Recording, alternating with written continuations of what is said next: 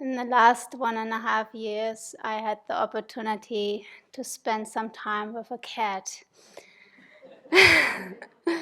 She was truly my closest companion in the last months, in a way, besides the Buddha, of course. um, Mudita is here since 4 years or so, maybe 5, I can't remember. And she was a very anxious cat. She was found at the door outside in a freezing cold weather. Somebody may have dropped her, or she found somehow a way. She was still a baby, dirty and thin and crying for love and care and safety. So it takes a time to calm a cat. It's not just done in 2 months or something like that. So when I started to take over of her care, she was not so accessible in the very beginning. She was trying to bite me, to scratch me. So I knew that I need a lot of time with that cat. And I took the time. I made a strong intention that I will be of benefit to Mudita, to give her a sense of care, of love, of safety. And so she taught me in the last months some lessons that I would like to share with you. First, she taught me the lessons of being patient. So a cat you can't change within 2 months. It takes many months. And even so, she was scratching and biting me in the beginning. I kept trusting that we both can find to each other and we can change. So I can learn to trust her and she can learn to trust me. She taught me to be generous. So this cat, since she may have been separated from her mother early on, too early, she was very needy. And she's still very needy. And needy in a way that she needs a lot of attention and love and care. She wants to be cuddled every day for hours in a row.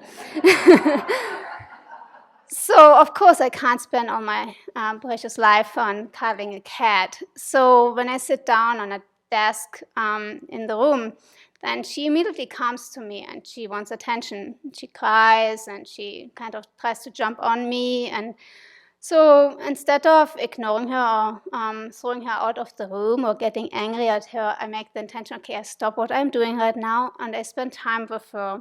So I cuddle her, I brush her and give her a snack, and it takes maybe 10 minutes, but it's 10 minutes worth it. So then she calms down and I can actually do what I intended to do, such as reading, studying, preparing for a talk or so. So she's also a teacher in ethics. Yeah, she can bite, she can scratch if she wants to, if she is irritated, or if she is in a playful moment and she can't separate right now. So my immediate reaction to that is, especially if her nails are not cut properly, is defending myself and being irritated, angry. But I stop myself and I say, this is a good opportunity to be kind to her, to show her that, this is not something she should do.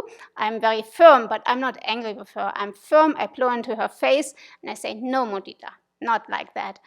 And she listens. So she learned to listen, and she stops, and she goes away. And then she comes back and purring again. She's also a practice in fortitude. So now, after 1.5 years or longer, I could expect that she is now more trusting, that she sees I'm loving her, I'm not harming her. But still, she could bite me. And so I could be irritated by that. And but no, I'm giving it time. I say, okay, I will continue practicing being kind, being loving, being trusting. And it takes time, day by day, minute by minute, hour by hour. And then over the time, she will learn more and more that she's trusting. And she's changed a lot.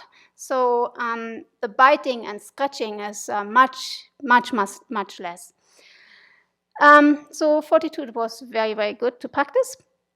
And then last but not least, the most important thing is that she taught me how to be joyful, a little bit more than before. So Mudita is empathetic joy, right? And Mudita is one of the 4 measurables of love, compassion, joy, and equanimity. And we are actually quite fortunate that we have the 4 cats here, named after the 4 measurables: love, compassion, joy, namely Maitri, Mudita, Karuna, and Upekkha. So, and actually, if you look closely, you find in each cat a certain trait of that quality. And now you may ask, how to learn joy from a cat? First of all, as you can see, she looks very cute. Every time I'm seeing her, I feel like really joyful. She's just a little baby in a way. She's very soft, and she can be so cute, so loving, and so it just eases my heart, no matter what I'm coming with into the room. And I feel joy. I forget everything when I'm with her. And then when she starts purring, then forget everything. It's just me and the cat. So, as we know, also joy, empathetic joy, is an antidote to jealousy or Schadenfreude, wishing harm to another person. And we start small, right? So I may see now more and more, especially in the last months, that Mudita reaches out to other human beings in this community. So she goes on the lab of Venomel Rinchen or Venomel Deki or Venomel Damsho, and she spends hours with them. Instead of being jealous that she's not my own cat anymore, but she spends enough time with others as well, I could rejoice, and I do rejoice. And so Mudita is not to be meant just to stay for oneself, but is to be meant to extend to all sentient beings.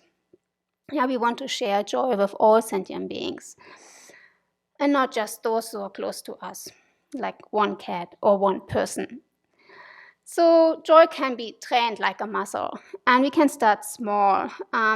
Every day we can put a little bit of joy in our daily life, especially nowadays. We need that when we have all that what's going on, climate change, the COVID crisis, or whatever it is, personal crises. Little joys we can create. It's possible. People may think it's not possible. I'm depressed. The situation is just too black. And but no, we can go out, and it's like here we have incredible air quality. You can just rejoice that you can breathe in this crispy, clear air. Or community members here are taking delight in making fresh bread. Now you can rejoice in the first bite of a fresh bread. Or especially as a Buddhist practitioner, we can take delight as so much, like Venerable Thapa, when she came back, she delighted so much in all the Buddhist images here. Now looking at an image, at a tanka, or the opportunity to read Dharma books or hear the teachings from a qualified Mahayana teacher. So there's so many moments where we can rejoice, take joy in. And that, when we do it regularly and maybe also intended, then it will get more and more. And we will be more firm in that as well.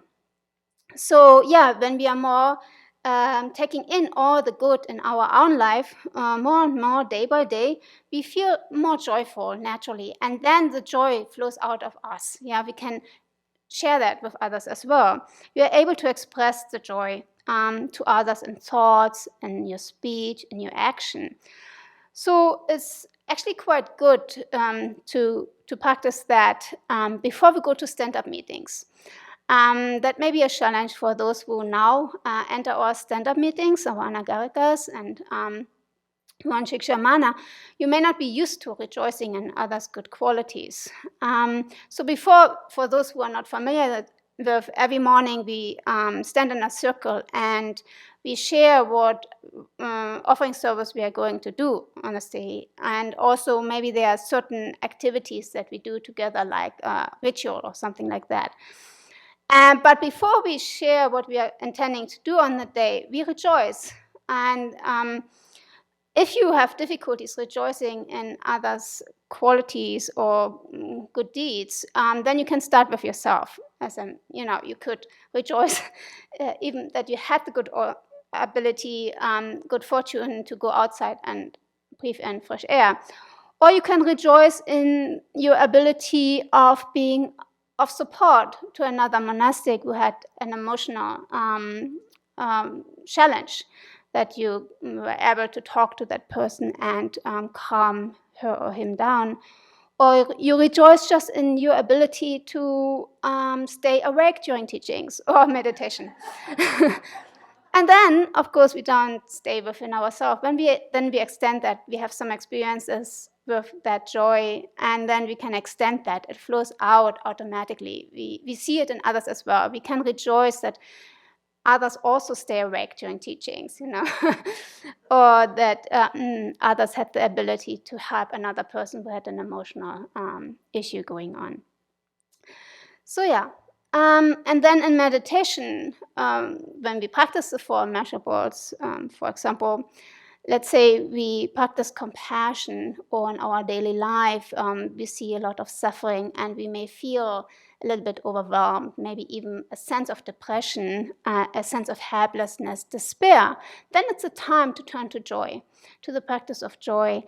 And so we may think of people who have good qualities, people who are expressing compassionate actions, such maybe your teacher, or even you remember your mother, how she expressed compassion towards yourself when you have been suffering as a child, or a historical person like Mahatma Gandhi, Mother Teresa, His Holiness the Dalai Lama, how they express compassion in daily action, or expressed it in the past.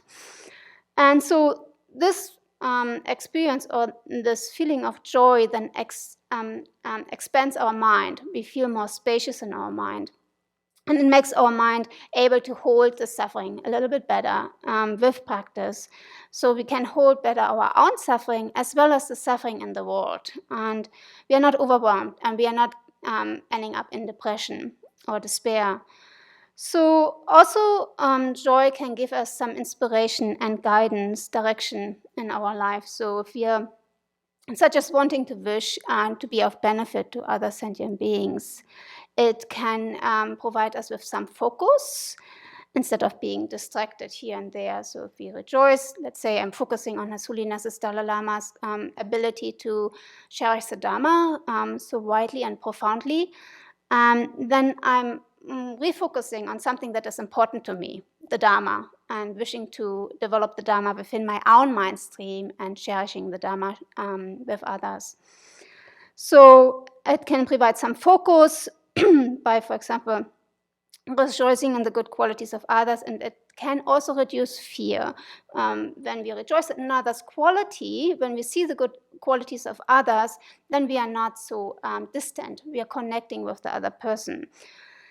Yeah, so practicing joy is on a practical level very useful in a day-to-day level, and if we do that, that will extend automatically to others, and we can create a more peaceful, more joyful world, even within all the challenges we are living in. So not to be overwhelmed by whatever appearances come to us, but to take everything we can to create joy in our mind, and that can open our mind for developing more qualities such as love, compassion, wisdom, and other skillful means to be of benefit to all sentient beings.